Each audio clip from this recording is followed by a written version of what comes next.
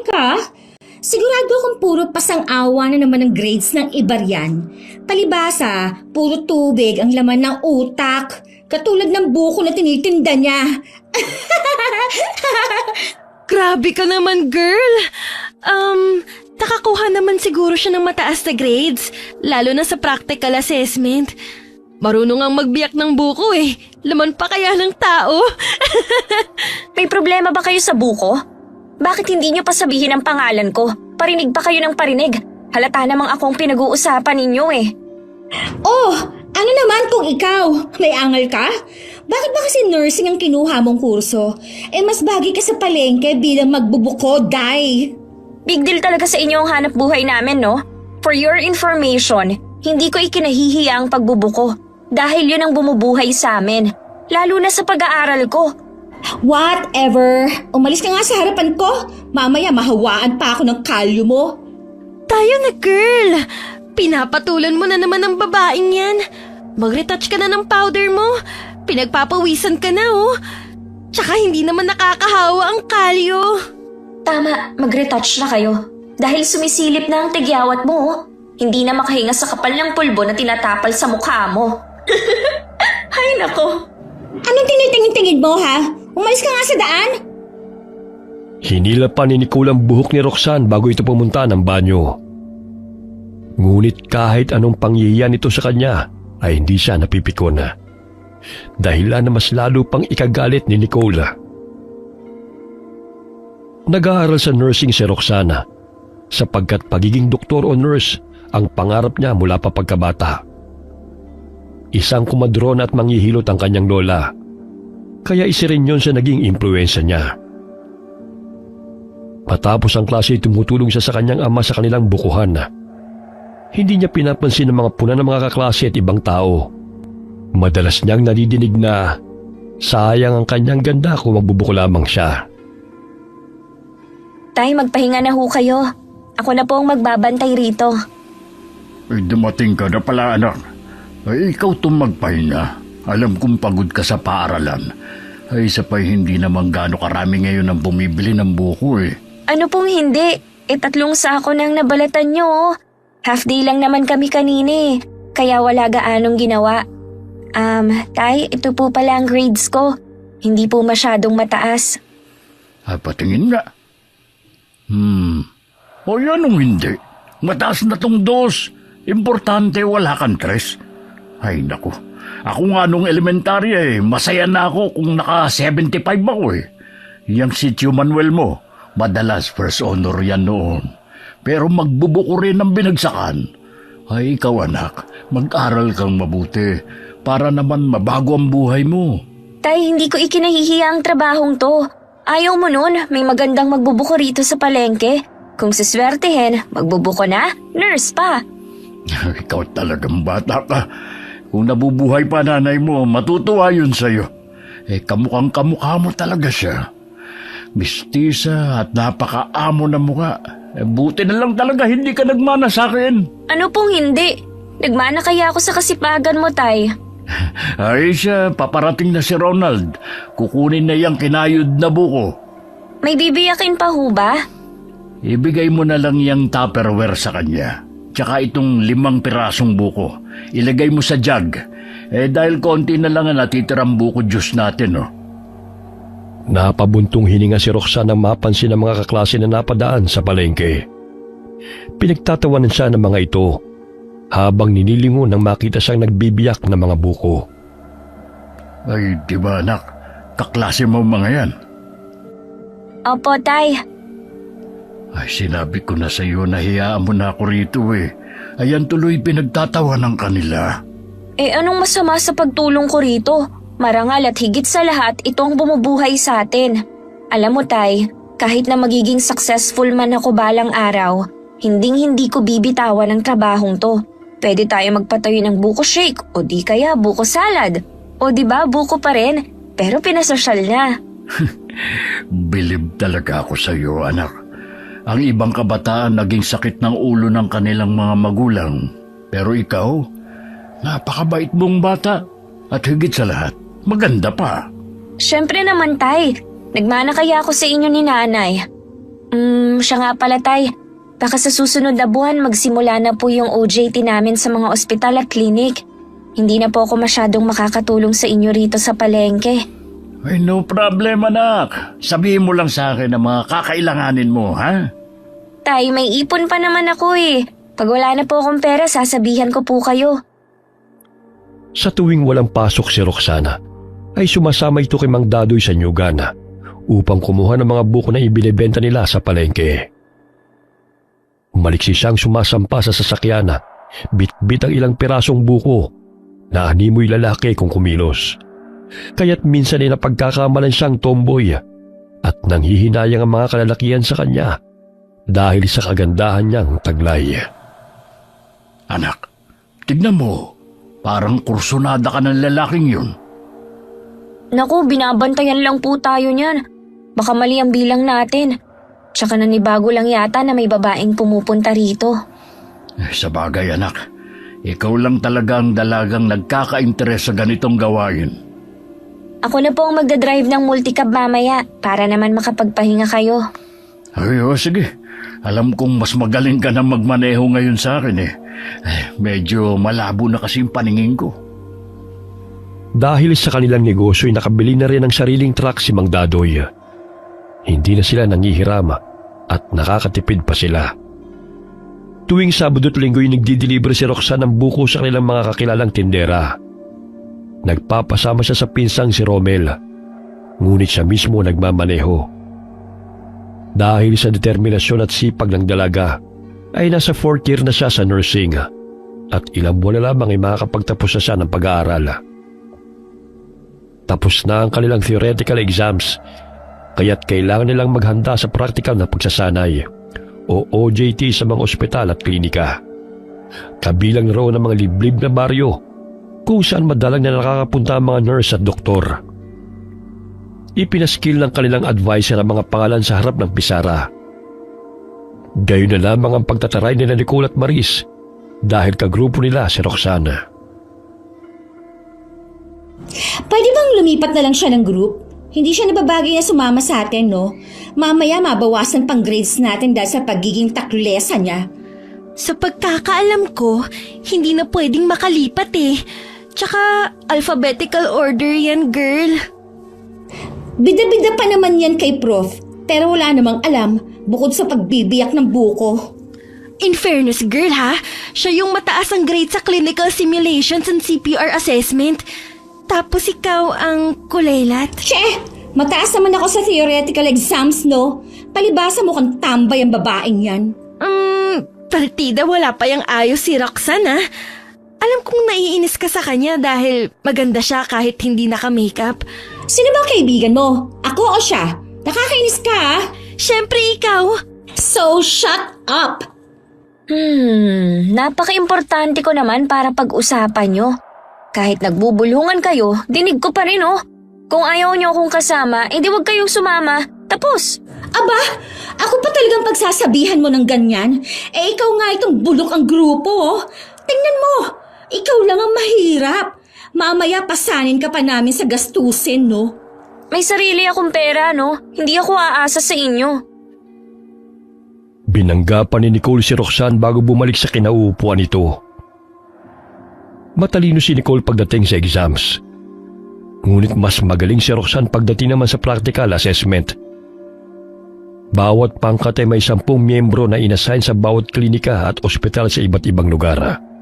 Kaya't sabik ang mga ito sa kanilang on-the-job training na mag-uumpisa sa susunod na linggo. Sa lubungang kilay ni Nicole nang kinausap ni Alex si Roxana. May gusto siya sa lalaki, ngunit halatang si Roxana ang natitipuhan nito. Magkasama pala tayo, Roxanne. Oo nga eh. Mabuti naman at may kasama akong mabait. Akala ko kasi puro bruha eh. Joker ka rin pala. Akala ko napakaseryoso mo eh. Hindi naman ako nagjo-joke eh. Totoong sinasabi ko. Kita mo yung si Nicole? Real life bruha yan. Sidekick niya yung si Maris. Naririnig kita, ha? Sampalin pa kita rin, eh. O bakit nagagalit ka? Kayo nga kung mag-usap ni Maris dinig ng lahat ah. Lalo na kung laitin niyo ako. Ano bang narinig mong sinabi ko? O, kita mo na? Wala kang narinig. Gusto mo lang makisausaw sa usapan namin para mapansin ka ni Alex. Hayaan mo na siya, Roxanne. Mamaya magpalit pa ang mukha niyong dalawa. Jack, di mo yung magugustuhan. Hoy! Narinig ko yun ha? Mas attractive naman ako kaysa sa kanya, no? Isa pa, wala siya ng kung anong meron ako. At kahit kailan, ayokong maging siya. Naku! Tinanong mo rin ba si Roxanne kung gusto niyang maging ikaw? Diyan na nga kayo! Mapera ka lang kaya ka maputi. Kung hindi ka mayaman, ewan ko lang kung anong itsura mo. Malaki ang mata at malapad ang bibig. Nadadala lang ng kaartihan kaya nilalapitan ng mga lalaki. Idagdag pa na nililibre mo pa sila. Wag ako. Alam ko ang mga moves mo. Grabe ka kung makatingin kay Nicole ah. Gigil na gigil ka sa kanya. Galit na naman sa akin eh. Parang palaging pasa ng mundo. Oo nga no. Nagpapapansin kasi sa'yo yun. Tignan mo, ang lagkit ng titig niya sa'yo. Hindi ko siya type. Ayoko na sobrang maarte. Tsaka yung matalak. Konting problema, big deal sa kanya. Parang lahat na lang nakakaaway niya eh. Lalo na sa'yo, mainit ang dugo nun. Ewan ko nga sa kanya. Hindi ko naman siya inaano eh. Insecure kasi sa beauty mo eh. Halata naman. Kamukha mo kasi si Bianca Umali. Naku, ang layo kaya. Totoo, hindi ako nagbibiro. Namulang pisngi ni Roxanne ang purihin siya ng binata. Samantalang salubong ang kilay ni Nicole habang nakatingin ito sa kanila. Girl, tingnan mo. Parang nagiging close na sila. Paano ba yan? Mukhang maagaw niya sa'yo ang lover boy mo. Tumahimik ka na nga! As if naman magugustuhan siya ni Alex. Mukhang lalaki pa yung babaeng yan kesa sa kanya, no? Selos yarn? Kahit na ano pang sabihin mo tungkol kay Roxanne, pinapaya mo na nga, pero marami pa rin ang nagkahagusa sa kanya, girl. Isa na ron si Alex. Sus, ang ibig sabihin mo, pa-hard to get. Sa loob naman ng kulo ng babaeng yan, hindi magtatagal, mapapasa akin din si Alex. Watch out ka lang, girl. Saglit silang natahimik nang muling pumasok ang kanilang guro sa silid-aralan. Sa sobrang inis ni Nicole kay Roxana, ay idinikit nito ang bubble gum sa upuan ng dalaga. Sakto namang umupo siya, kaya't nang matapos ang klase, pagtayo niya'y dumikit ang bubble gum sa palda niya nang hindi niya napansin. Paglabas nila ng classroom, ay pinagtatawanan siya ng mga estudyanteng nakapansin sa kanyang palda. Anong nakakatawa? Malinis naman ang damit ko ah. Aray!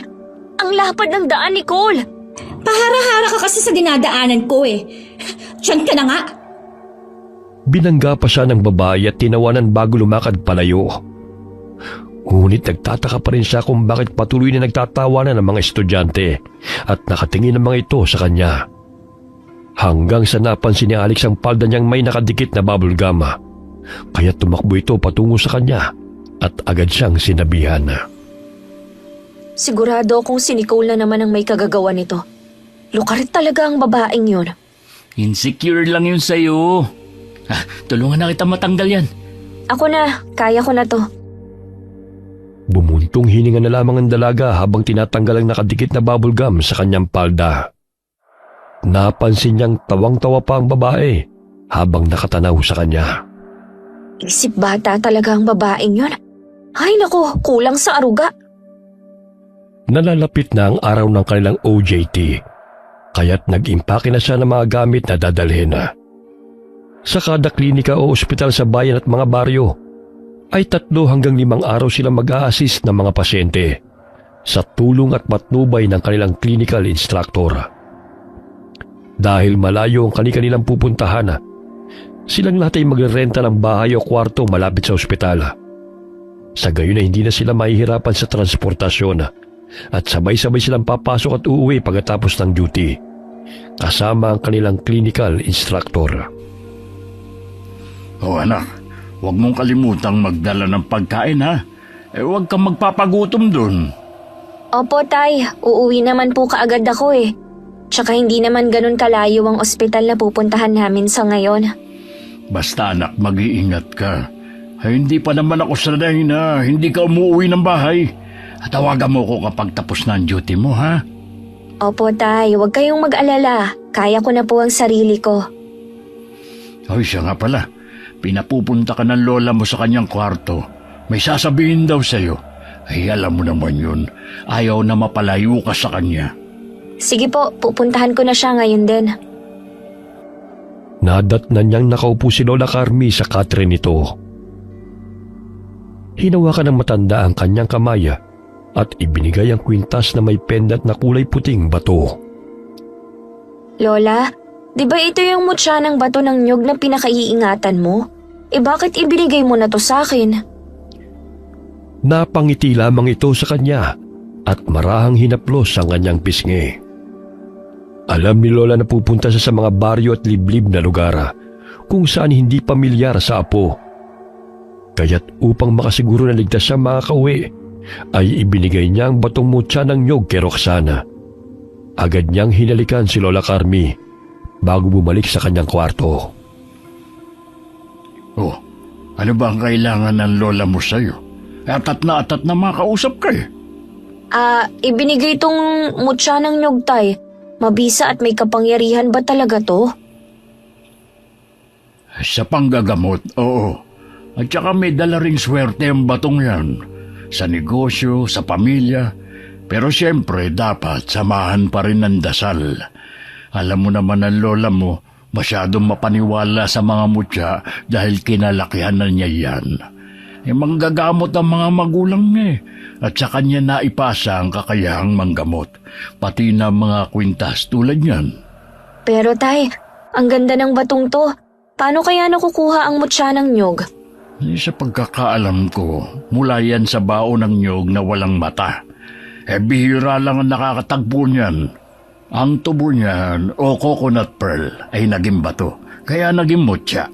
Ang sabi ni Lola may tigabulag daw to. Hindi ko masyadong maintindihan, Tay. Tagabulag, yun ay kakayahan o kapangyarihan ng mutya na bulagin o linlangin ang paningin ng kaaway o masasamang nilalang. Yun pala. Ang lalim kasi magpaliwanag ni Lola kaya hindi ko masyadong magets. Ingatan mo yan, anak, ha? Huwag mong ipahawak sa iba para manatiling malakas ang bisa niyan. At saka ibalot mo sa pula o puting tela. Ibibigay ko nga rin sa iyo yung sa akin eh. Naunahan pa ako ng lola mo. Meron ka rin ito, Tay?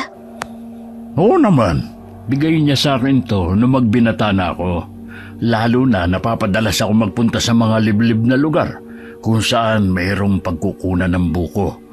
Hoy, sige na anak, magpahinga ka na. Maaga ka pa bukas. Binalot niya ng puting panyo ang mutya at inilagay sa kanyang baga. Hindi siya naniniwala sa mutya, ngunit tinanggap niya yun upang hindi sumama ang loob ng kanyang lola kapag tinanggihan niya yun. Kinabukasan, maaga siyang umalis ng bahay. Sa unang linggo niyang pagtatrabaho sa ospital, ay masaya siyang nag-assist ng mga pasyente. Hanggang sa lumipat sila ng lugar kung saan sila muling na-assign sa Baryo Kalubihan. Liblib na lugar na madalang puntahan ng mga healthcare workers. May lumang gusali na nagsisilbing ospital, kulang sa gamit pang medisina, at tila nakalimutan na ng gobyerno. Mahigit 1 oras ang kanilang nilakad mula sa bukana ng baryo, pagbaba ng jeep patungo sa ospital. Pwede naman siguro sa city lang tayo mag-OJT. Ang daming lamok naman dito. Bakit kasi kailangan pa sa lugar na to? Ang pagtulong, walang pinipiling lugar. Tsaka mas kailangan ng mga taong tulong natin dito. Mabuti na nga lang at kasama kita, Alex eh. Kahit pa paano, stress reliever kita. Anong tingin mo sa kanya sa loan pass? May sinasabi ka, girl. Sabat ng sabat, hindi naman kinakausap. Wala no, lumakad ka na, mamaya maiwan pa tayo eh. Ay, sakit na lang po ako. Help me, Alex. Help me, please. Kaya mo na yan, ikaw pa. Kanina pa kasi tayo naglalakad. Malayo pa ba? Mga 2 oras pa yata ang lalakarin natin.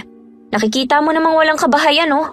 My gosh, super creepy naman ng lugar na to. Maris, where are you, girl? Huwag mo akong iwan dito. Nandito lang ako sa likod mo, no? Hinihingal na nga ako eh. Lihim na natatawa si Roxanne sa mga kaklase na hindi sanay sa malayong lakaran, sapagkat nasanay yung mga ito na hatid sundo ng mga kotse. May nakasulubong silang mga batang nangangahoy at halatang natutuwa ang mga ito sa kanilang pagdating. Maya-maya'y nakarating sila sa kabahayan at sinalubong sila ng isang babae at nagpakilala na si Nanay Selly na siyang may-ari ng bahay na kanilang tutuluyan sa baryo. Gawa ito sa pawid at kawayan, ngunit malinis ang loob. Ay, sa wakas nakarating din tayo. Oh my gosh, ang sakit ng paa ko. Ako rin, girl. Pagod na. Anong klaseng lugar ba to? Kayong dalawa talaga mahilig na magreklamo sa grupo natin. Hindi kasi kayo nag-i-enjoy eh. Hello, gubat na ang pinuntahan natin. Sa tingin mo mag-e-enjoy kami rito? Mamaya may mga bad elements pang nakatira dito. At ano pang mangyari sa atin? Ang ingay niyong dalawa.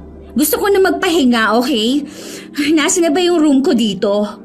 Ang sabi ni Miss Gonzaga, tabi-tabi tayo sa pagtulog. Isa lang naman ang higaan, no? Nakikita mo yan? Ang mga lalaki sa kabilang kwarto, tayong 5 dito naman. What? My gosh! Hindi ako sanay na may katabi matulog, no? Lalo na makasama ka sa isang room. Problema ba yun? E di wag kang matulog buong magdamag. Basic. Che! Ito na sigurong pinaka-worst na lugar na pinuntahan natin. My gosh, wala pang kuryente. Masasanay ka rin. Marami-rami pa tayong baryong pupuntahan. Hindi lang dito. Nakabusangot na pinaypayan ni Nicole ang sarili. Ilang sandali kinausap sila ng kanilang guro na bukas na sila mag-uumpisa na mag-duty sa mini-hospital ng baryo. Madilim na rin at malayo ang kanilang nilakbaya, kaya't kailangan nilang magpahinga.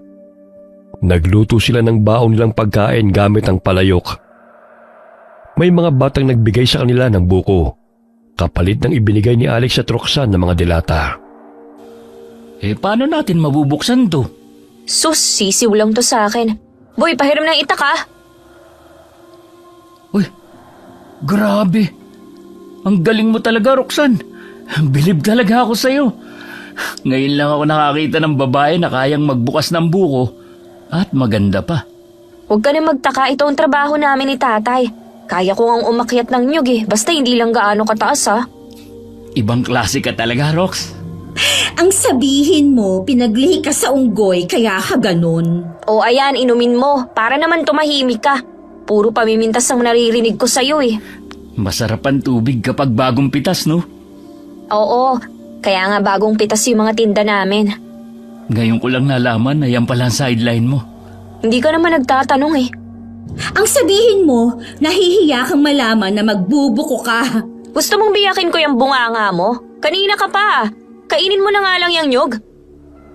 Napipiko na si Roxanne sa babae dahil sumasabat ito sa usapan nila ni Alex. Habang ang kaibigan nitong si Maris ay sarap na sarap sa buko na kinakain nito, maging ang iba nilang mga kaklase. Bukas, pagkatapos ng duty hours, magpakuha tayo sa mga bata. Mas masarap pa to kaysa sa milk tea sa bayan Yes, I agree. Tila hindi na makapagsalita si Maris dahil puno ng buko ang bibig nito. Samantalang si Nicole ay natahimik dahil sinasaway ng mga kaklase sa pagtatalak nito. Lumalalim na ang gabi. Namamangha sila sa mga alitap-tap na tila mga Christmas lights na umiilaw sa mga puno. Kapag walang polusyon, buhay na buhay talaga ang mga alitap-tap. Wala na tayong makikita niyan sa syudad. Paano ba naman? Puro usok at building na lang ang nakatayo. Bilang na lang ang puno. Napahinto sa pagsasalita si Roxana nang may makitang lalaking dumaan sa bahay na kanilang tinutuluyan. Nagtama ang kanilang paningin at bahagyang tumindig ang kanyang mga balahibo dahil kinabahan siya sa itsura nito. May malaking peklat sa mukha dulot ng hiwa. Nang kumurap siya'y mabilis itong nawala. Nasaan na siya? Ha? Sino? Yung tao. Kani-kanina lang nandyan siya eh. Nakatingin pa nga rito. Wala naman ako napansin ah. Baka namamalikmata ka lang. Isasarado ko na lang tong bintana. Matulog na tayo. Hindi makatulog si Roxanne dahil nakikiramdam siya sa paligid. May mga yabag siyang naririnig na pabalik-balik. 12:00 na. Pero may gising pang mga tao rito. Kaninang 9:00, tahimik na nga ah. Girl, umusog ka nga. Di ako makatulog dahil naaamoy kong hininga mo. Ang OA mo! Ang layo kasi ng 5 inches ah! Tsaka wala ng space oh! Nakasiksik na nga ako sa dingding! Nakakainis. Hindi ako makakatagal sa lugar na to. Napapangiti na lamang si Roxanne sa bangayan ng dalawang magkaibigan. Muli siyang sumilip sa butas ng dingding. Wala naman siya nakikitang tao at tumigil na rin ang mga yabag na kanyang naririnig. Mga hayop lang sigurong napadaan. 5:00 pa lamang ng umaga gising na si Roxana at nagluto na ng kanilang almusal. Habang ang kanyang mga kaklase mahimbing pang natutulog, pati ang kanilang guro. Nagising na rin si Alex dahil sa ingay ng kaldero at pagbibiyak niya ng panggatong. Ang aga mong nagising ah. Ay, di mo man lang kami ginising para tulungan ka sa pagluluto. Okay lang. Sanay naman ako sa gawaing to eh. 8:00 pa naman ang pasok natin eh. Sana 6 a.m. ka na lang gumising. Don't worry, kaya ko na to. Matulog ka na lang ulit. Maluluto na naman tong sinaing eh. Mas tumindi ang paghanga ng binata kay Roxana dahil marunong ito sa gawain. Gamit lamang ang 2 bato at kahoy, malayo sa kinagisan nilang gumagamit ng stove. May poso sa tabi ng bahay na tinutuluyan nila, kaya't hindi na mahirap ang pag-iigib ng tubig. Ipinagawa pa yun ng mga dating estudyante na pumunta rin sa baryo Kalubihan. 7:00 na ng umaga nagising sina Nicole at Maris. Nagulat pa ang mga ito nang nakasuot na ng uniform si Roxana at handa nang pumasok sa ospital. Bumangon na kayo! Kung hindi pa kayo ginising, mahimbing pa ang tulog ninyo. Anong oras na ba? Ang aga pa oh. 7:00 na. Mahamog lang dito kaya akala mo maaga pa. Maligo na kayo sa poso. What? Bakit? Wala bang shower dito? Sosyal lang. Sa liblib na baryo po tayo, hindi sa city. Kaya magbomba ka na ng tubig para makapaligo ka na. Dali-daling tumakbo ang dalawa sa poso dahil sila na lang ang hindi pa nakakaligo. Turuan pa sina Maris kung sino ang pupuno ng balde dahil hindi marunong gumamit ng poso. Pinagtawanan sila ng kanilang mga kaklase dahil walang tubig na lumalabas. Kaya tinulungan na lamang sila ng binatilyong naroon. Puro kasi pagpapaganda lang ang alam eh. Pambihira. Nakakatawa silang dalawa. Hindi sila makakasurvive kung maiiwan sila rito. Ay, sinabi mo pa. Maya-maya'y pumunta na sila sa ospital. May ilang pasyente ang naroon at tanging 2 medical workers lamang ang nag-aasikaso. Kaya't nang malaman ng mga taga-baryo na may estudyanteng naroon, ay nagpa-check up na mga ito. Registered nurse naman ang kanilang clinical instructor, kaya tinulungan niya sa pag-aasikaso ang kanyang mga estudyante sa mga taga-baryo. Nagkataon naman na may nanganganak, kaya't napasabak sila sa pagtulong hanggang sa may labas ang sanggol. Ay grabe, exciting sa lugar na to ah. Mapapasabak talaga tayo rito. Oo nga eh. Sana mabigyan din sila ng tulong ng gobyerno. Kahit gamot sa lagnat, wala sila. Tanging sa herbal lang sila umaasa kung ubos na mga gamot. Mas inuuna pa ang mangurakot kesa isalba ang buhay ng mga mahihirap. Oh my gosh, I hate this place. Oh, bakit na naman girl? Ang dumi ng kubeta nila, girl. Paano ako makakaihi niyan? May tubig naman ah. Eh madumi pa rin oh. Parang ang daming germs. Kung ayaw mo umihi dyan, dun ka na lang sa damuhan. Gaga ka talaga. Mamaya matuklaw pa ako ng ahas, no? So, magtiis ka na lang. Tinatakpan pa ni Nicole ang ilong habang nagbabanyo. Kulang sa cleaning materials ang hospital, kaya't nagtitipid din ang mga nagtatrabaho roon. Umaasa lamang sila sa donation ng mga estudyanteng naka-duty. 3:00 ng hapon sila umuwi.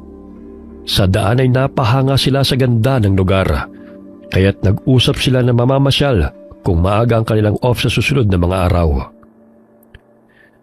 Nabuhay sila ng payak katulad ng mga taga-baryo. Nakilala nila ang mga ito at nalaman nila na karamihan sa mga naninirahan doon ay hindi nakapag-aral. Araw ng pahinga, nagpaalam sila sa kanilang clinical instructor na sasama sa mga batang nangangahoy upang mamasyal. Pinayagan sila nito, ngunit pinaalalahanan na huwag masyadong lalayo dahil mapanganib ang lugar sa mga dayong katulad nila. Roxanne, halika na. Nandyan na ang mga bata, oh. Susunod ako, may kukunin lang ako. Ang sabi ni Lola, kahit saan man ako magpunta, dadalhin ko ang mutya. Wala namang masama kung susundin ko siya. Inilagay niya ang mutya ng nyog sa bulsa ng kanyang jogging pants. Nagsimula na silang maglakbay kasama ang 2 binatilyo. May nadaanan pa silang nyugana, kaya't kumain na naman sila at siya na naman ang naging tagabiyak ng mga ito. Bagay ka rin magtutuba, girl, bukod sa magbubuko. Tapalan mo na lang yung bunganga mo. Palagi ka na lang may side comment eh. Gubat ang pinuntahan natin, pero naka-crop top at miniskirt ka pa talaga, no? Aba, syempre, kahit saan magpunta, dapat sexy. Mamaya may magkagusto pa sa'yong maligno rito. Sige ka. Bakit maligno pa? Eh kung pwede namang ikaw. Maganda ang video, no? Punta tayo ron para maipopost ako. Sige na. Huwag masyadong lumayo ah. Mamaya maligaw tayo. Sus, paano maliligaw? Eh may mga tour guide tayo, oh. Dahil sa pagkawili sa magagandang lugar, hindi nila namalayan na napalayo na sila sa mga batang kasama nila. Ilang sandali pa'y nagulat sila nang may lumabas na 3 baboy ramo sa talahiban at hinabol sila ng mga ito. Kanya-kanya sila ng takbo. Magkasama sa isang direksyon sina Roxanne, Nicole at Alex, habang ang ibang kaklase nila ay sa kabilang direksyon tumakbo. Roxanne! Alex! Huwag niyo akong iwan! Nandiyan na yung baboy mo! Baka maabutan tayo! Dali, bilisan nyo! Malapit na sila! Sinasabi ko na nga ba? Ouch! Aray! Sakit na pa ako! Help me! Alex, nadapa si Nicole. Balikan natin siya. Ay naku! Bubuhatin ko na lang siya! Bilisan mo, nandyan na yung baboy mo. Dumampot ng bato si Roxana at ibinato yun sa mabangis na baboy ramo na gustong lumapa sa kanila. Napaatras ito, ngunit muli silang sinugod ito. Ngunit hinampas niya ang bunganga ng hayop gamit ang sanga ng kahoy ng paulit-ulit, dahilan para magtago yun sa mayayabong na damo. Wala na siya. Saan kaya yun nagpunta? Hindi ko alam, pero kailangan nating mag-ingat. Baka nandyan lang yon. Parang gutom na gutom dahil naglalaway pa. Ay, please, huwag niyo akong iwan. Napilayan yata ang pa ako. Sobrang sakit. Yan kasi, nagsusuot ka ng ganyan. Kaya kursunado ka ng baboy mo eh. Dahil akala siguro nila pagkain ka sa suot mong yan. Shut up, okay? Sakit na nga ng pa ako, sinisisi mo pa ako. Aray! Aray ko! May gumagalaw. Nandun siya. Hinihingal na inaabangan nila ang paglabas ng mabangis na hayop sa damuhan. Ngunit nabawasan ang kanilang pangamba nang makita ang 2 malaking daga. Ay, akala ko baboy mo na. Bumalik na tayo sa baryo. Mahirap nang maligaw tayo at abutan ng gabi. Sakit talaga ng pa ako. Hindi ako makalakad. Halika, aalalayan na kita. Dahan-dahan lang ha. Pinagtas nila ang masukal na gubat kung saan sa palagay nila sila dumaan bago nakarating sa lugar na yon. Ngunit tila paikot-ikot lamang sila sa loob ng gubat at hindi makalabas. Ilang sandali muli na naman silang hinabol ng mga baboy ramo hanggang sa dumausdos sila sa ilalim na bahagi ng gubat. Aray. Sakit na ng katawan ko. Dali, tumayo ka na! Nandiyan na yung baboy Ramo! Hindi lang nag-iisa, may kasama na siya! Alex, please, help me naman Umakyat tayo sa punong yon! Tama. Tumayo ka na kasi. Ang bigat-bigat mo eh. What? Aakit ako riyan? No, hindi ako marunong. Tara na, malapit na sila! Ako nang mauunang aakyat, aalalayan ka ni Alex! Ay naku, ayusin mo kasi ang pagkapit sa sanga. Mamaya mahulog ka eh. Kumakapit na nga eh. Kasi ang hirap naman ito. Ano ba yan? Ano ba? Dalian mo! Hinila ni Roxanne ang braso ng babae hanggang sa makaakyat ito sa puno. Sumunod si Alex, kaya't hindi sila naabutan ng mababangis na hayop. Grabe, tignan nyo oh. Ang tatalas ng mga pangil nila. Tsaka makikita sa mukha nila ang bagsik. Dito na lang ba tayo forever? Paano kung hindi umalis ang mga yan? Mababagot din sila sa kakahintay. Aalis din ang mga yan para maghanap ng pagkain. Tingnan niyo, oh. May nakikita akong mga bahay. May naninirahan din pala rito. Oh, ano pang hinihintay natin? Humingi tayo ng tulong sa kanila. Wala pa akong nakikitang tao. Problema ba yun? Tulong! Tulong! May mga hayop na gustong kumain sa amin. May tao ba dyan? Please, help! Tignan nyo, umalis yung mga baboy Ramo. Siguro nainis sa boses mo. Ayun, may nakikita akong matandang babae na papalapit dito. Mukhang takot yung mga baboy Ramo sa kanya. Narinig ako ng matanda, kaya magpasalamat kayo sa akin. Nabawasan ang kanilang takot nang umalis sa mababangis na hayop sa tulong ng matandang babae. Nagpakilala ito sa kanila at sa tingin nila'y mabait naman ito. O mga bata, bumaba na kayo riyan. Wala nang mga hayop na humahabol sa inyo. Hoy Alex, help me naman Baka malaglag ako. Dahan-dahan lang. Oh my gosh, muntik na ako mahulog. Kung gaano kadali ang pagbaba ni Roxanne sa puno, ay gano'n na lamang ang panginginig ng tuhod ni Nicola. Kumapit ka sa sanga! Oo nga heto na Aray, ang tuhod ko. Ouch! Dumidilim na. Hindi pa naman natin alam ang daan. Aling Agnes, alam niyo ho ba ang daan patungo sa tinutuluyan namin malapit sa ospital? Malayo-layo na rin yun dito, Indeng. Ipagpabukas nyo na lang ang pag-uwi. Isa pa, maraming mga mababangis na hayop sa daan. Bukas naman ang tahanan ko para sa inyo Parte pa ho ba ito ng baryo Kalubihan? Oo, Indeng. Bandang dulo na to ng baryo. May mga tao at iilang bahay silang nadaanan na nakamasid ang mga tao sa kanila, ngunit matalim kong makatingin.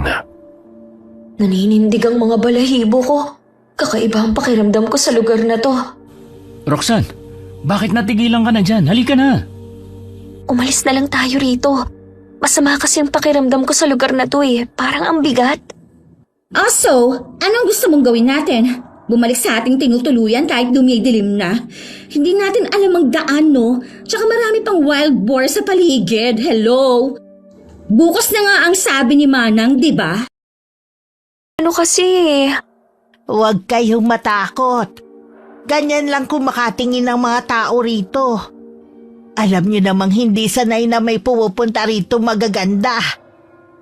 Oh, nandito na tayo sa bahay. Huwag kayong mahiya mga bata ha. Sige na, pumasok na kayo. Para magamot ko na rin yung pilay ng kasama ninyo. Ay, salamat, makakapagpahinga na rin sa wakas. Nakaagaw ng pansin kay Roxanne ang binatang napasilip mula sa kurtina. Naaalala niya yung lalaking nakita niyang pag-alagala sa bahay na tinutuluyan nila. Dito pala siya nakatira. O Andoy, bigyan mo sila ng maiinom at makakain. Sigurado akong gutom ang mga batang to. Sandali at kukuha lang ako ng gamot. Maya-maya'y may dala na itong nilagang saging. Muling nagtama ang paningin nila ng lalaki. Sabay bulong sa kanya. Hindi kayo dapat pumunta pa rito. Umalis na kayo bago pa mahuli ang lahat. Ano ang... Bumalik ka na sa kusina, Andoy. Tawagin mo ang tatang Anselmo mo at sabihin mo may mga bisita tayo. Sige ho. Nakakatakot naman siya. Ano ba nangyari sa mukha niya? Ay, huwag kayong matakot kay Andoy. Nagkaganyan ang mukha niya nang sugurin siya ng baboy ramo noong bata pa siya habang nangangahoy. Mabuti na lang at dumating si Anselmo. Hindi siya natuluyan ng hayop. Oh, ayan Roxanne. Ano, gusto mo bang matulad sa kanya? Nagpupumilit ka pa talagang bumalik sa tinutuluyan natin eh. Eh, gabi na oh. Mas lalong agresibo ang mga baboy ramo tuwing madilim. Ligtas kayo rito. Baka kapagpahinga pa kayo ng maayos. Dumating ang asawa ni Aling Agnes na may malapad ng ngiti. Matalim itong nakatitig sa kanila. Naanimoy sabik silang makita. Nanditilat pa ang isang mata nito. Naanimoy lumuha ang mga balintataw. Halina kayo sa kwarto para naman makapagpahinga na kayo. Ano kaya ang ibig sabihin ni Andoy? Kailangan kong mag-ingat. Hindi pa naman mapagkakatiwalaan ang mukha ng matandang lalaki. Roxanne, may masakit ba sa'yo? Kanina ka pa tahimik ah. Wala. Pagod lang ako. Hay nako, gusto ko na talagang matulog. Kailangan ko mag-beauty rest dahil sa sobrang stress na nangyari sa araw na to, no? Ay! Nang makapasok sila sa kwarto, napansin nilang kinandado ni Anselmo ang pintuan. Natidinig pa nila ang tawa ng lalaki. Kinandado niya. Paano na tayo makakalabas? Hello, malamang matutulog na tayo eh. Tinungo ni Alex ang pintuan at tinignan ang siradura ng pinto. Sinilip niya sa butas at nakitang may malaking kandado yun. Dahilan ng mga ang binata. Mukhang may masama silang balak sa atin. What?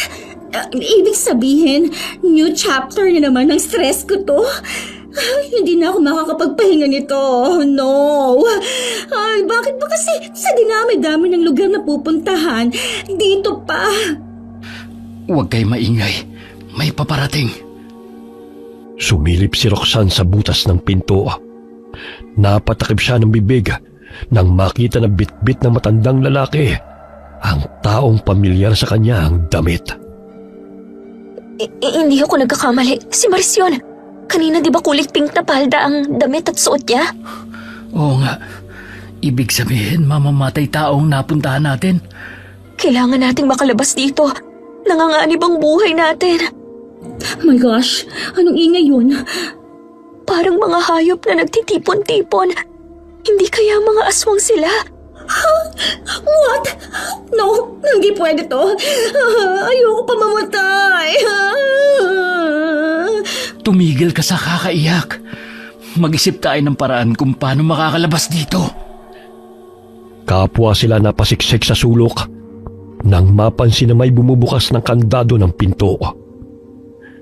Nagulat sila nang bumungad sa kanilang harapan si Andoy na nooy tagaktak ang pawis at tila balisa.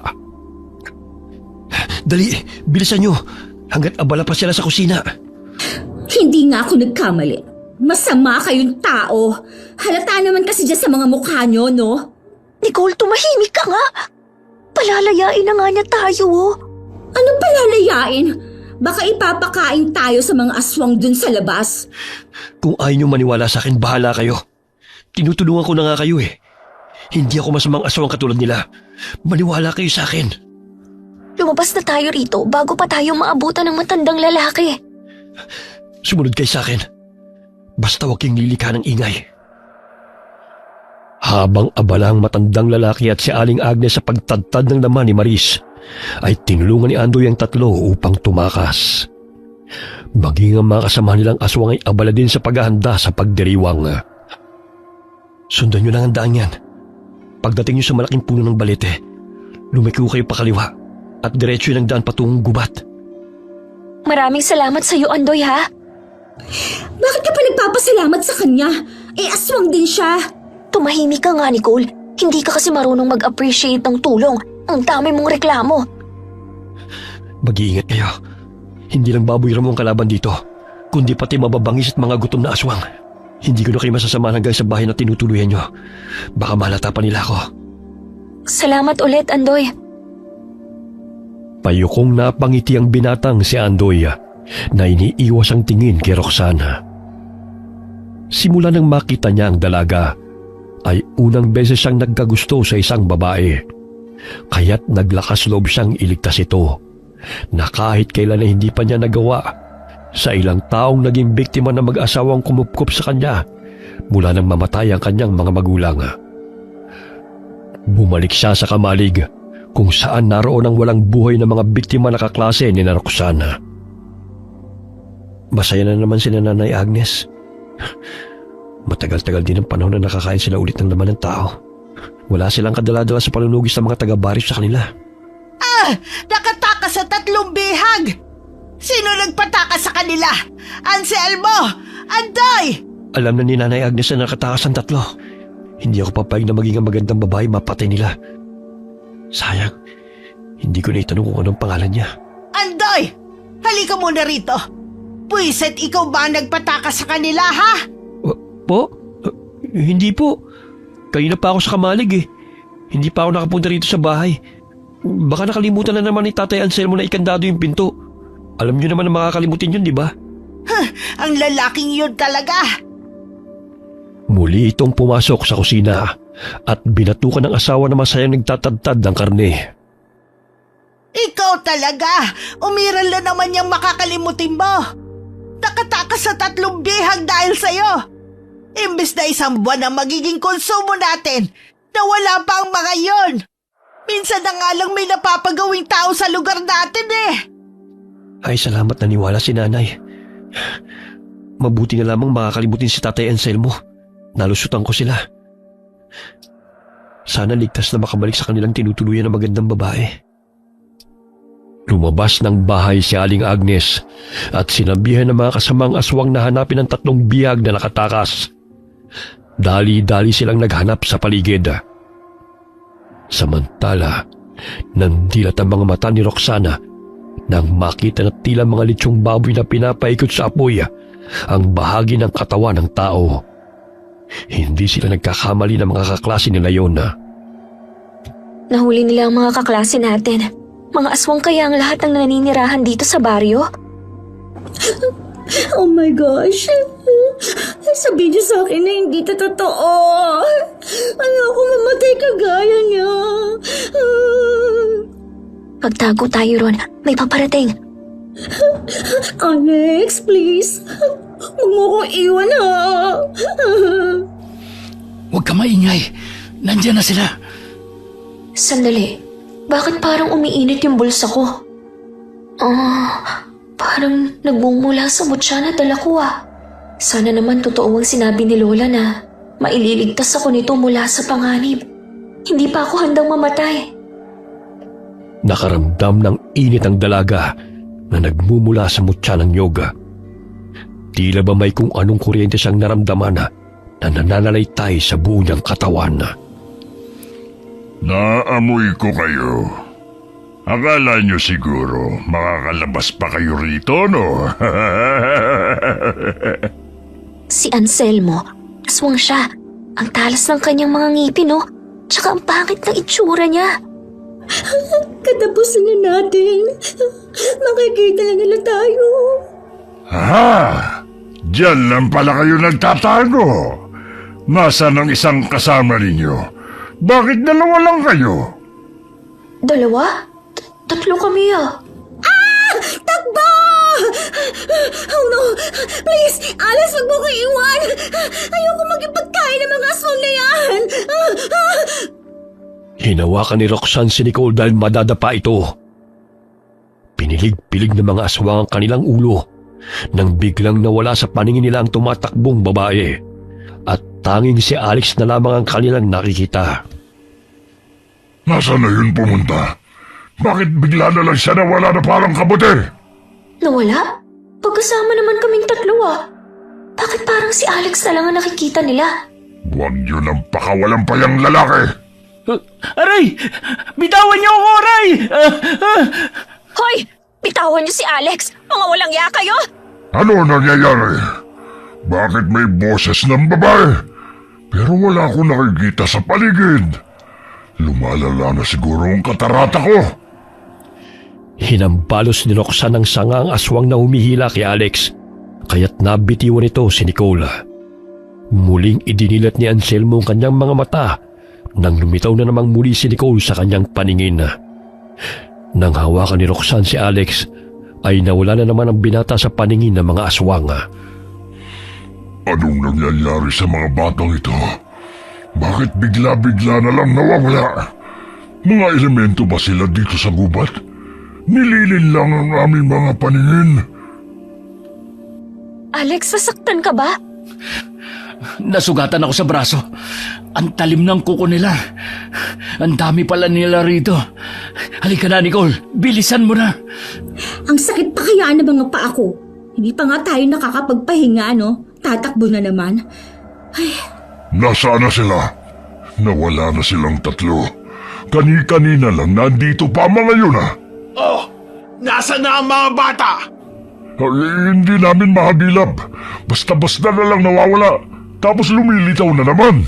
Hanapin nyo na maigi. Nandyan lang ang mga yon. Hindi nila alam ang daan kaya hindi pa nakakalayo ang mga yon. Hindi nila tayo nakikita? Teka, paano nangyayari yun? Ilang meters lang ang layo natin sa kanila, oh. Kitang-kita natin ang pagtatalo nila. Ayaw mo noon, makakalayo tayo rito. Hindi na malaya ni Roxanne na gumagana ang tigabulag na kapangyarihang taglay ng mutya. Nalilin lang niya ang paningin ng mga kalaban na nawawala sa paningin nito at ng mga taong kanyang nahahawakan. Ay, wait! Sina Cedric at Gina yun, oh! My gosh! Humihingi sila ng tulong! Ibig sabihin, lahat tayo nahuli nila. Tingnan nyo, may 3 baboy ramo na parang kinakausap ni na Aling Agnes. Hindi kaya mga alaga niya ang mga yon? Nanlaki ang kanilang mga mata nang biglang nagtigbaliw ang mga baboy ramo bilang mga aswang. Napagtanto nila na sadyang hinabol sila ng mga ito upang mapunta sila sa lugar ng mga aswang. Mga kasamahang aswang sila ni na Aling Agnes. Kailangan nating tulungan sina Cedric at Gina. Ayun, sa kubo sila ipinasok.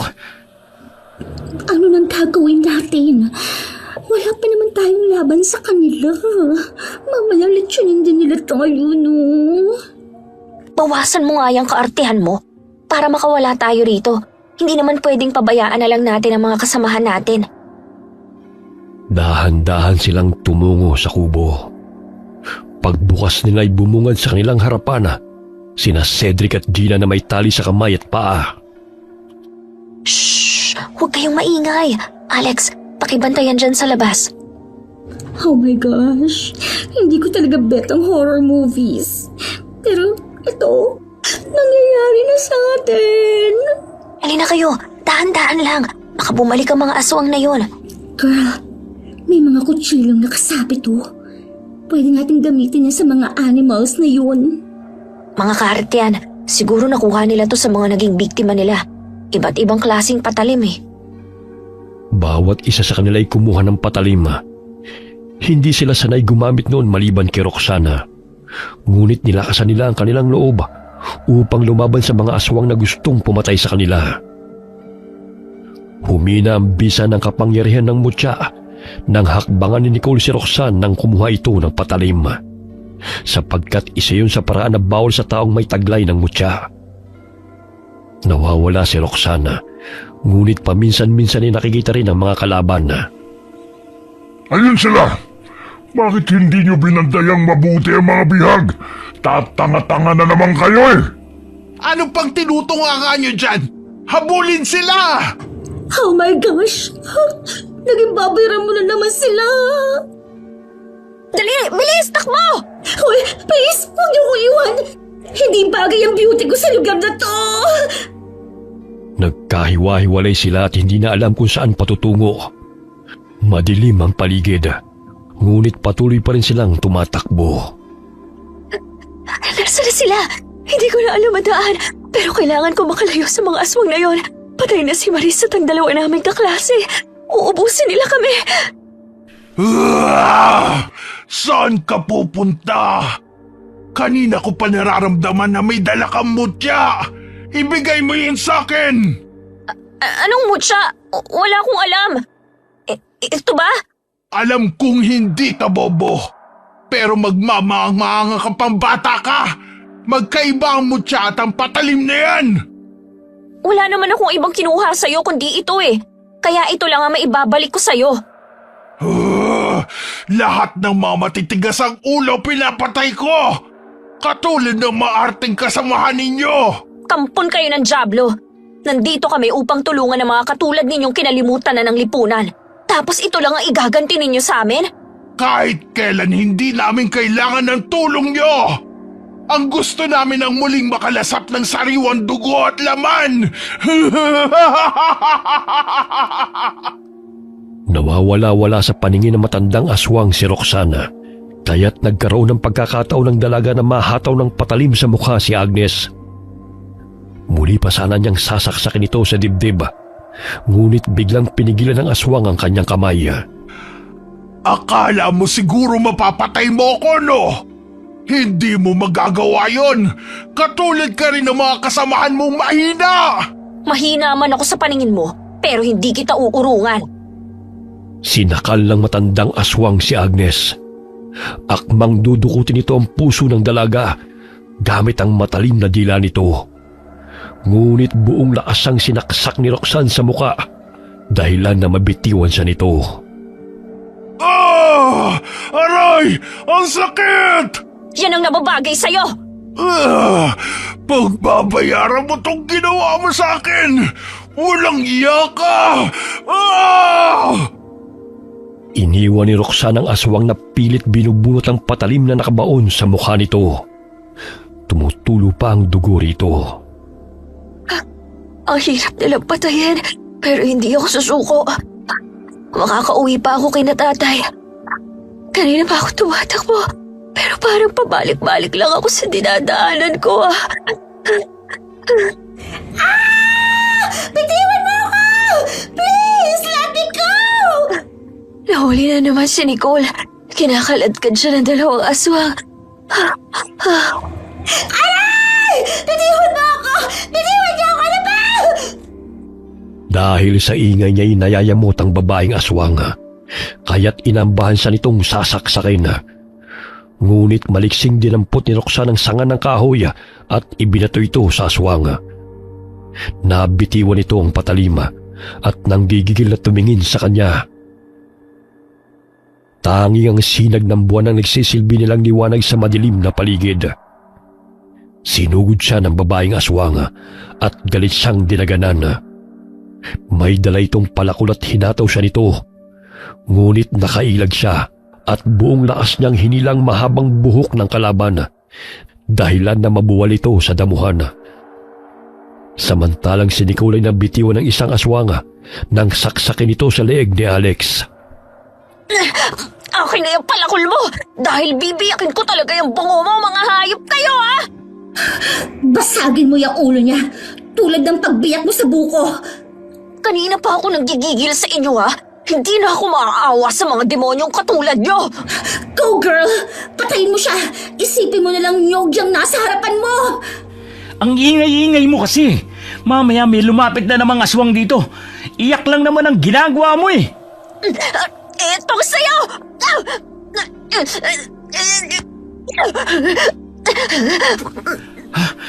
Grabe, Roxanne. Basag ang ulo niya. Siyempre, magbubuko siya, di ba? Kaya basic lang yan sa kanya, no? Tara na. Kailangan natin makalabas sa lugar na to. Marami pa tayong kalaban. Nasaan na ba sina Gina at Cedric? Hindi ko nga rin alam eh. Huwag na tayong bumalik sa bahay ng mga aswang, ha? Ayoko na, as in. Ang sakit na ng katawan ko sa pagkalagkad nila. Muntik pa akong pagsamantalahan ng isa. My gosh, may manak din pala na aswang. Magtago tayo dito. May paparating. Hoy, teka. Parang si Miss Gonzaga yan, ha? Bakit kasama niyang matandang lalaki? Magkausap sila na para bang matagal na silang magkakilala. Hindi kaya dinala niya tayo rito para maging pagkain nila? Wala man lang pag-aalala sa kanyang mukha o takot. Di ba, bagong CI siya sa school natin?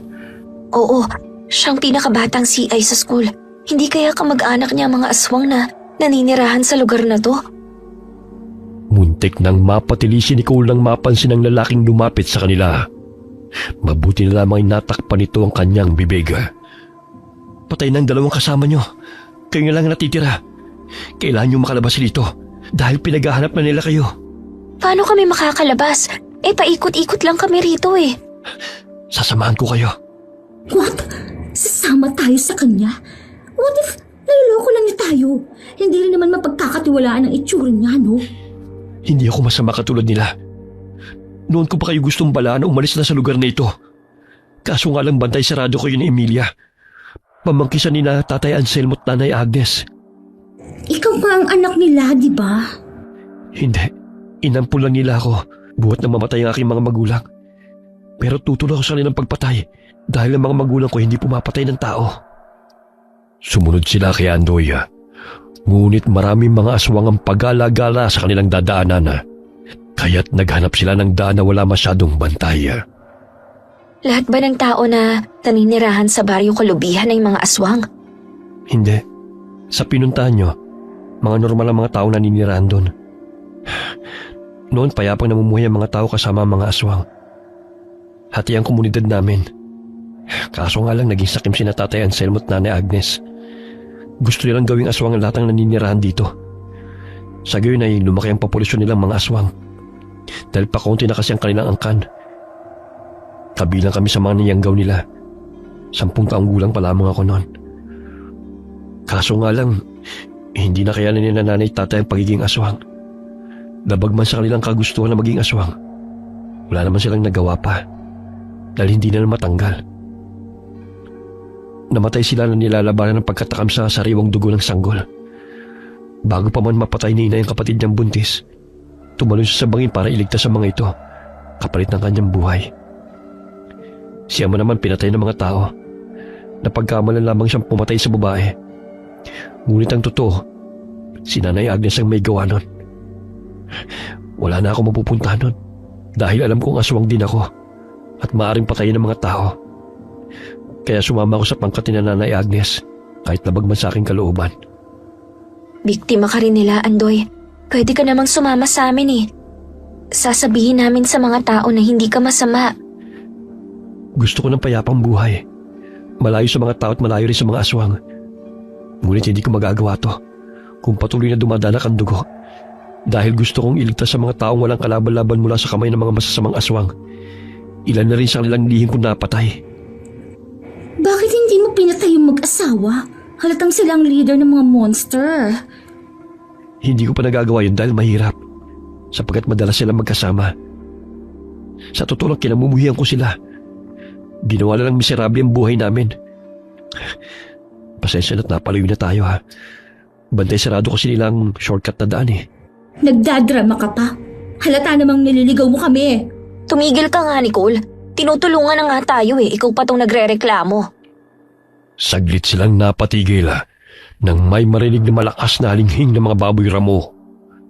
Nagpalinga-linga sila sa paligid at napansin nilang malapit na ang mga ito. Lapastang kang bata ka! Ikaw palang tumutulong sa kanila, kaya't hindi sila mahuli. Nakikita mo ba ang ginawa ng babaeng yan sa mukha ko, Andoy? Patayin mo sila para makapag-umpisa na tayo ng ating selebrasyon. Selebrasyon tapos kami ang magiging handa? Ang lakas ng amats mo ah! Ano pa ang tinutunganga mo, Andoy? Tapusin mo na sila para makapagpahinga na tayo! Tama na, Nay. Hindi ko na masikmura ang ginagawa niyo sa mga tao. Dahil sa kasakiman niyo nagkakagulo. Bakit hindi na lang kayo mamuhay ng payapa sa bundok? Bakit kailangan niyo pang pumatay? Lumalabang ka na sa akin ngayon! Ano ba ang sinabi nila sa'yo? At parang nagbago ang pakikitungo mo sa amin ng ganun-ganun na lang, ha? Labastangang kang bata!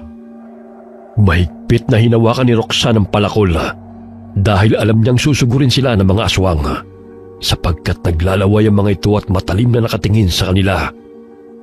Tumakbo ang mga aswang at pinalibutan sila. Ganun na lamang ang panginginig ng tuhod ni Nicole dahil sa takot.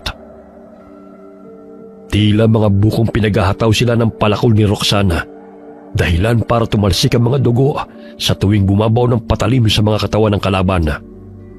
Sinipa siya ni Anselmo. Pilit na inaagaw ang palakol nito. Ikaw na babae ka! Ang tapang-tapang mo! Kanina ka pa! Pinahihirapan mo talaga kami! Pinatay mo ang mga kasamahan ko, kaya papatayin rin kita! Aray! Ang tenga ko! Agnes!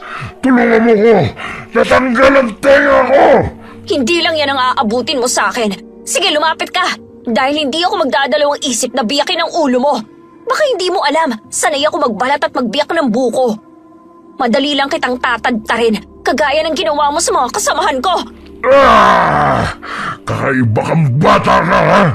Pero hindi ako magpapatalo sa isang pulpol na kagaya mo dahil babaliin ko yung leg mo.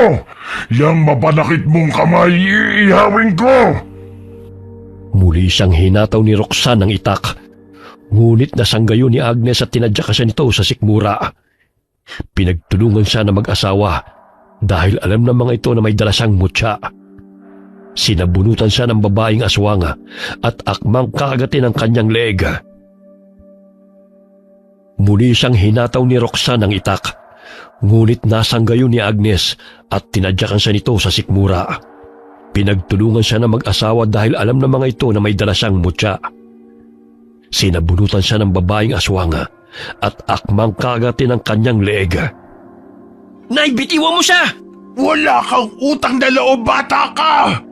Kakampihan mo pa sila! Kung hindi ko papatayin ang babaeng to, lahat tayo papahirapan niya! Nanlaki ang mga mata ni Agnes nang hatawin siya ni Andoy sa mukha gamit ang palakol. Dahilan para matapyas ang ilong nito. Wala kang utang na loob! Matapos kitang kupkupin, ito pa ang igaganti mo sa akin! Sana nga noon ko pa yan ginawa. Dahil hindi na makatarungan ng pang-aapi niyo sa mga tao. Namatay ang mga magulang ko dahil sa kasamaan niyo. Kaya ako naulila ng maaga. Ginusto nila magkaisa sa amin! Hindi ko sila pinilit! Hindi totoo yan.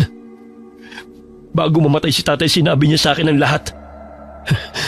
Ngayon lang ako nagkalakas loob na lumaban. Dahil hindi ko hayaan na masaktan niyo siya. Aray!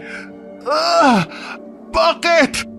Sino na ba ang babae nagpapatibok ng puso mo? Kahit kailan hindi ka niya magugustuhan! Dahil isa kang aswang, lalo na pangit ka! Muling ibinao ni Andoy ang palakol sa balikat ng aswang dahilan na pumalaw ito. Ngunit malakas pa nitong itinulak ang binata dahilan na tumilapon ito sa talahiban. Bagamat nagkaroon ng pagkakataon na makabuelo si Roxanne at dinampot ang palakol.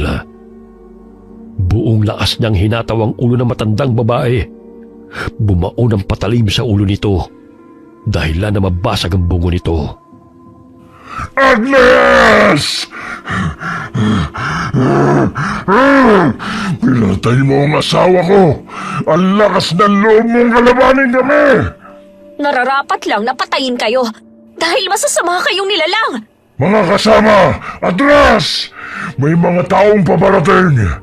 Babalik kami at guguluhin namin ang baryo dahil sa ginawa mo. Uubusin namin ang mga tao. Tanda mo yan! Kinarga ni Anselmo naghihingalong asawa. Kumaripas ito ng takbo kasama ang mga kasamahan nito. Ilang sandali narinig nilang nagsisisigaw si Nicole.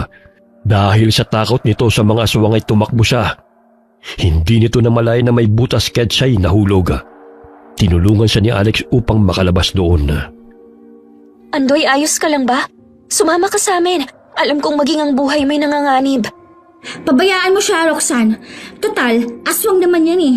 Anong silbit pa niya sa mundo, di ba? Kahit kailan, hindi ka talaga natututo.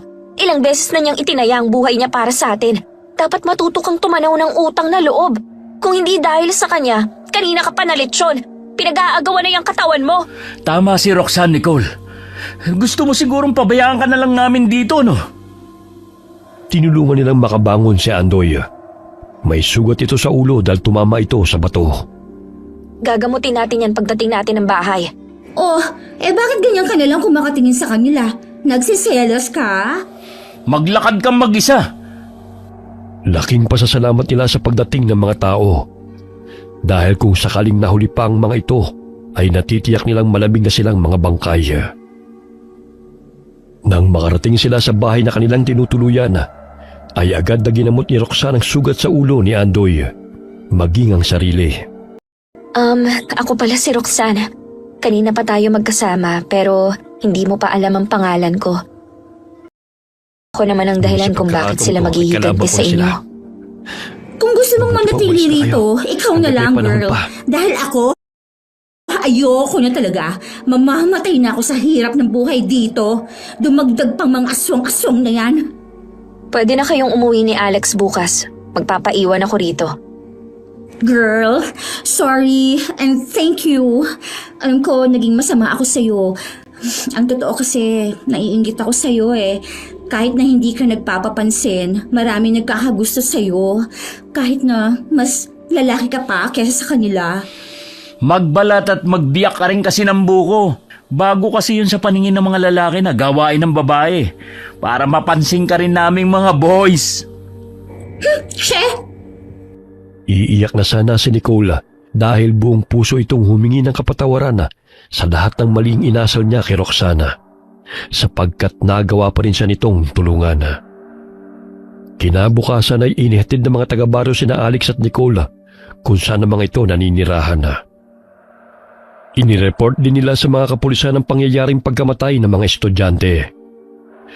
Natagpuan ang mga tinadtad na katawan ng tao sa mga lumang bahay, ngunit wala na mga naninirahan doon. 15 taon na may usap-usapang katulad nito noon. Pero sa kabilang bundok pa nila dinadalang kanilang mga bihag. Mga estudyante o kaya mga turista ang mga biktima. Hindi pa ako inaampun na Agnes noon. Narinig ko lang mga usap-usapan ng mga kababaryo namin. Matagal na pala silang may ginagawang kababalaghan. Rox, nakiusap ako kay Prof. Na kung maaari, doon na natin ipagpatuloy ang natitirang duty hours natin sa Baryo Kalubihan. Kaso sabi niya, temporarily suspended daw yung OJT natin dahil sa insidente. Sige, pero babalik ako doon sa Baryo Kalubihan. Magdadala ako ng mga gamit at food supply. Kailangan din nila eh. Sasamahan kita. May konting ipon pa naman ako eh.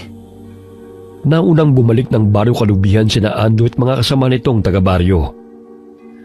2 araw na natili si Roxanne sa kanilang bahay at naghanda ng mga gagamitin. Humingi rin siya ng tulong kay Lola Carmi kung paano mapapalakas ang mutya.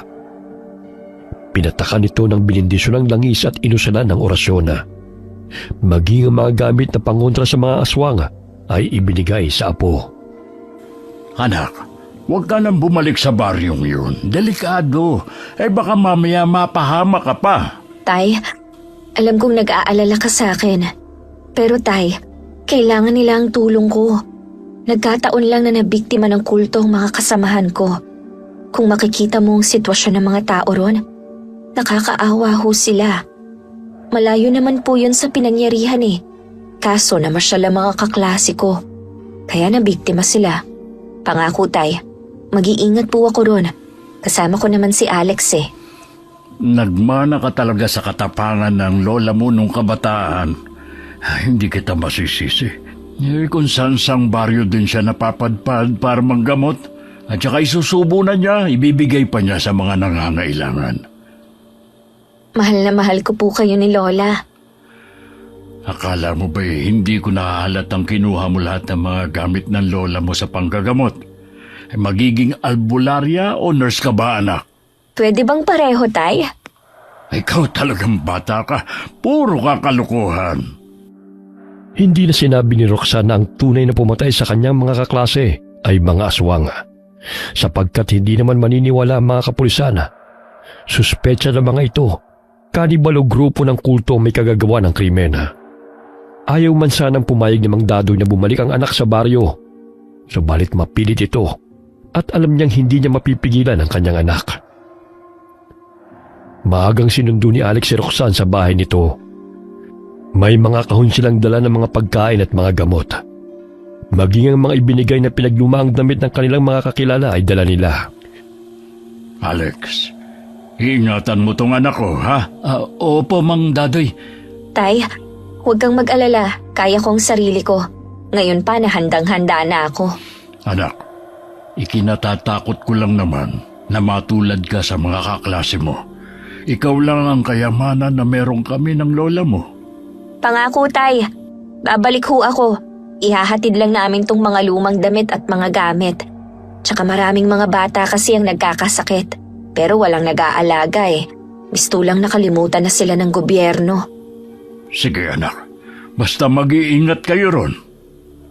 Dabagman sa damdamin na payagan ng anak ay wala nang nagawa si Mang Dadoy dahil alam niyang maalalahanin ito at kitang-kita niya sa mga mata ni Roxana ang kagustuhang tumulong sa mga taga-baryo.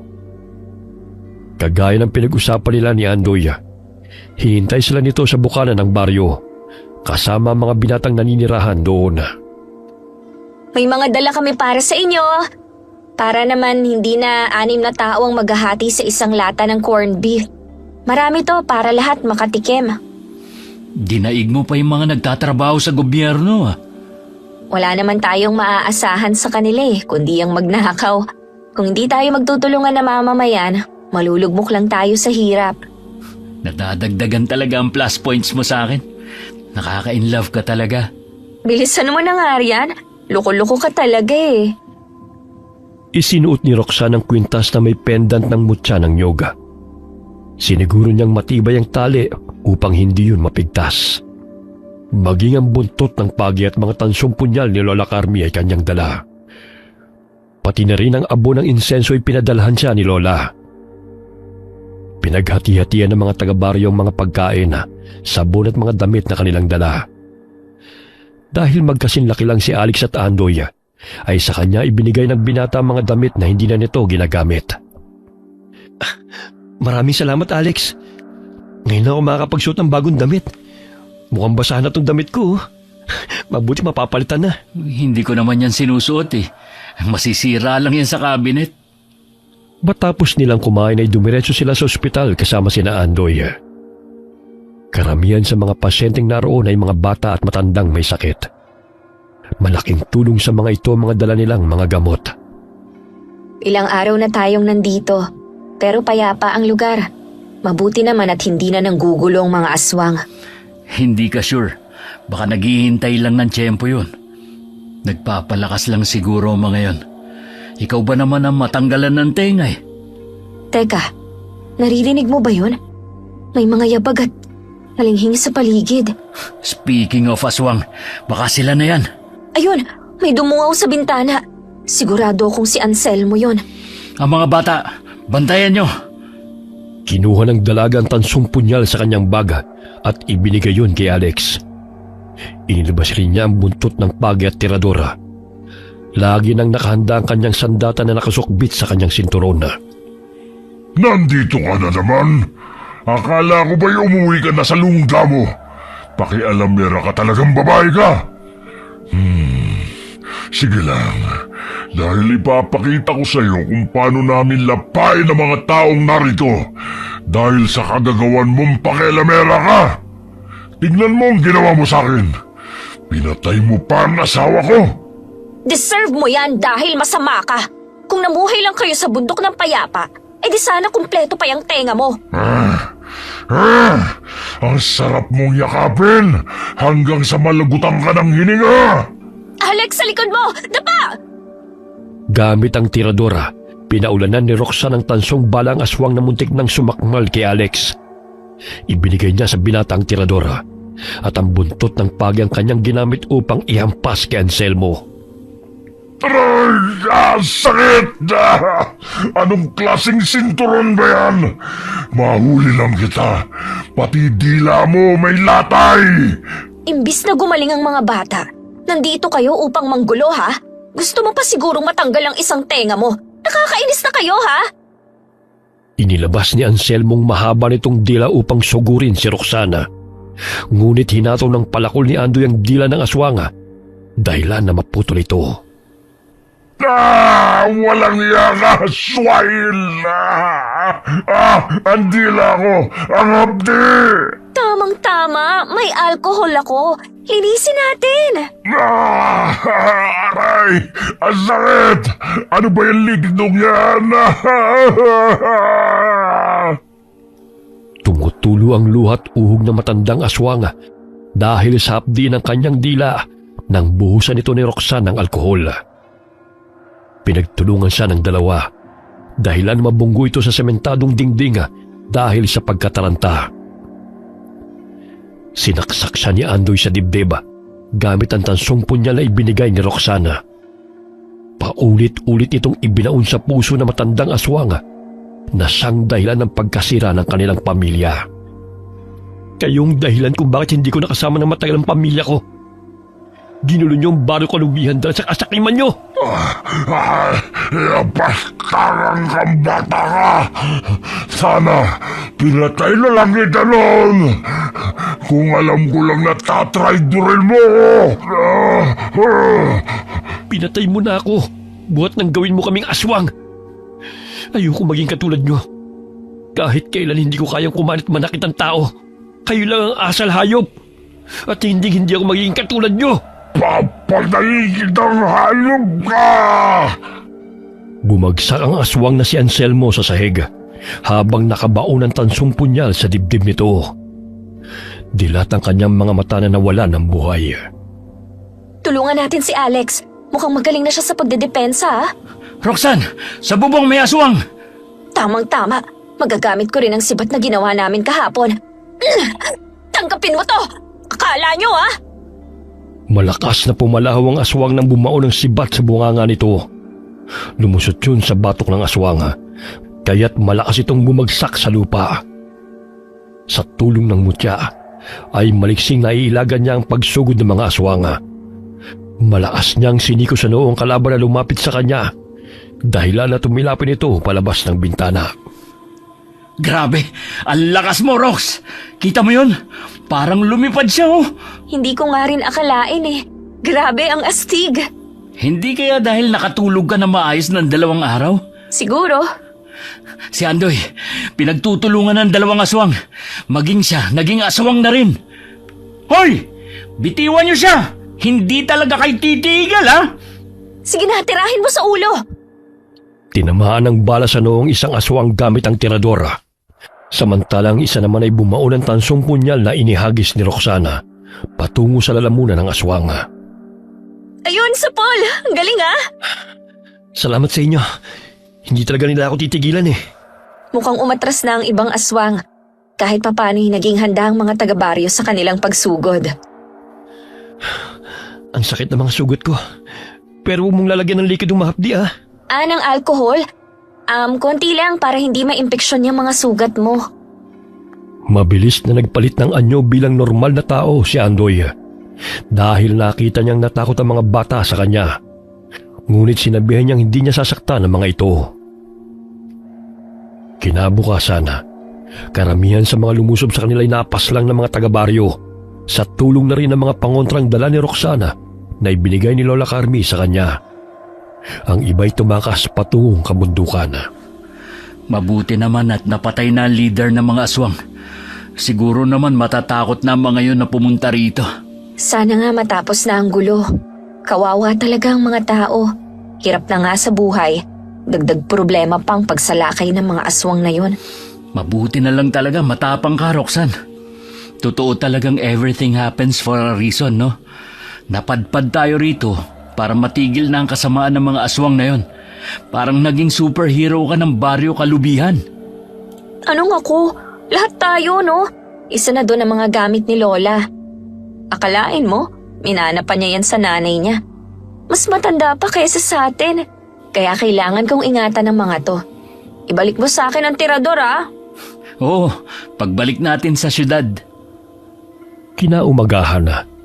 Isa sa kanilang mga napatay ay si Miss Gonzaga na natusok ng sibat sa lalamunan. Akalain mo yon. Siguro kung hindi lang tayo naging matapang, lahat tayo naging litsyong tao na pinagsaluhan nila. Matagal na siguro niyang gawain na magdala ng mga bibiktimahin para gawin nilang pagkain. Ibang klaseng aswang siya kasi mataas ang pinag-aralan. May mga aswang na professional kaya. Hindi lang natin alam. Baka marami pang nakikihalubilo sa mga tao. Kaya dapat na maging mapagmatsyag tayo. Pwede bang sa akin na lang muna tong tirador? Pakisabi kay Lola. Marami-rami pa kasi tayong pupuntahan eh. At least, magiging prepared na ako kapag may mga aswang na makakasagupa. O sige, magpagawa ka na lang ng tansong bala. Hindi naman kasi pwedeng magdala tayo ng patalim kahit saan eh. Baka mahuli pa tayo ng mga pulis. Pwede na siguro tong sinturon na gawa sa buntot ng pagi. Andoy, kumusta na pala yung sugat mo? Ah, ito. Okay na. Nagagalaw ko ng braso ko. Ang lalim ng sugat ko eh. Sila na ang bago mong pamilya. Kagaya ng gusto mo noon na mamuhay ng payapa. Oo nga eh. Hindi ko nga sukat akalain na matatanggap nila ako. Kahit na aswang ako. Mabait ka naman eh. Isa pa, hindi mo naman ginusto yan. Salamat sa lahat ng pagtatanggol mo sa akin ha. Hindi ko makakalimutan na may kaibigan akong kagaya mo. Salamat din. Kasi tinanggap niyo ako bilang kaibigan. Na kahit kailan ay hindi ko naranasan. Namulang pisngi ni Andoy nang tapikin siya ng dalaga sa balikat. Maging si Alex ay napapangiti habang nakikinig sa usapan ng dalawa. Siguro sa susunod na linggo na kami aalis ni Alex. Tsaka bihira na rin kaming makakapunta rito dahil nag-aaral kami. Pero kapag bakasyon, dadalaw kami rito. Hihintayin ko ang pagbabalik niyo. Ilang araw ang lumipas. Hindi na muling bumalik ang mga aswang sa baryo Kalubihan. Naging payapa ang pamumuhay ng mga taga-baryo. Tinuruan sila ni na Alex at Roxanne ng proper hygiene upang makaiwas sa anumang sakit. Maging ang mga buntis sa tamang pag-aalaga ng mga sanggol. Magkahalong tuwa at lungkot ang pamamaalam ng dalawang magkaibigan sa mga taga-baryo. Lalo na kay Andoy na naging malapit na sa kanila. Huwag po kayong mag-alala. Hindi po namin kayo makakalimutan. Kapag nakagraduate na ho kami, pangako, babalik kami ni Alex dito. Mag-iingat po kayo palagi ah. May mga bagong kapamilya ka na, Andoy. Ito na matagal mo nang pinapangarap. May simpleng remembrance pala kami ni Alex para sa inyo. Ito yung mga litrato natin. Mga masasayang alaala namin kasama kayo. Hindi nyo naman kami gaanong mamimiss kasi nandyan tayong lahat. Maluhaluhang niyakap ni Roxanne si Aling Selly na siyang may-ari ng bahay na tinutuluyan nila. Maging si Andoy ay pigil ang pag-iyak sa pag-alis ng kanyang mga kaibigan. Tumango si Andoy bilang tugon sa sinabi ni Alex at maluhaluhang niyakap ang dalawang kaibigan. Laking pasasalamat nila kay Roxana dahil bukod sa pagiging mahusay na estudyanteng nurse ay mahusay itong mambubuko na siyang nakatulong upang magamit niya ang kasanayan na makipaglaban sa mga aswang.